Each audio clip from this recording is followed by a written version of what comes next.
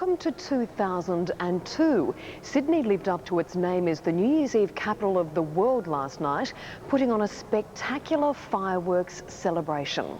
500,000 people flocked to our harbour to watch, looking back on the last year with courage and looking forward with hope. Everything we've come to expect. Magnificent fireworks set on our spectacular harbour backdrop. Every foreshore and vantage point packed with revellers waiting to welcome in a new year. Happy New Year!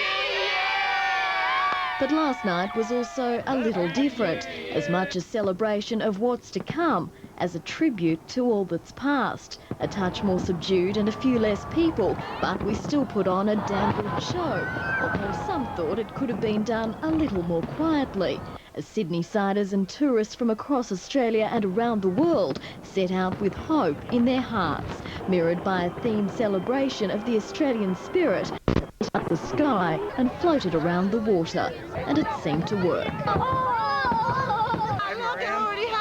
New Year! Happy New Year! As always, the best was saved till last. An illuminated dove on our famous icon, ending the night with an international message. New York cancelled the fireworks. They just did the dropping of the ball in Times Square. Paris didn't have one, London didn't either.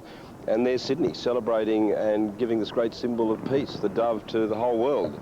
Organisers insisting Sydney needed the show. We talked to the firemen and we said, look, people are saying, why don't you cancel this? And they turned around and said, hell no. Hey, my kids need some joy. And right across the city, everyone spent it in their own way, doing their own thing. There were plenty of police and the usual dramas and injuries, but aside from a few problems, police were impressed and made very few arrests. The most well-behaved crowds we've had for a long time. But don't think for a second that meant an early night. Many dug in their heels and partied long and hard.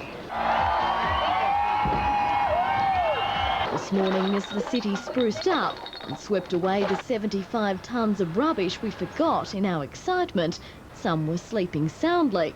This one didn't even make it to a bench, but still apparently happy with his new year.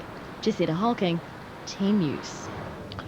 But a fireworks fun night has turned to terror at Parramatta. Rogue fireworks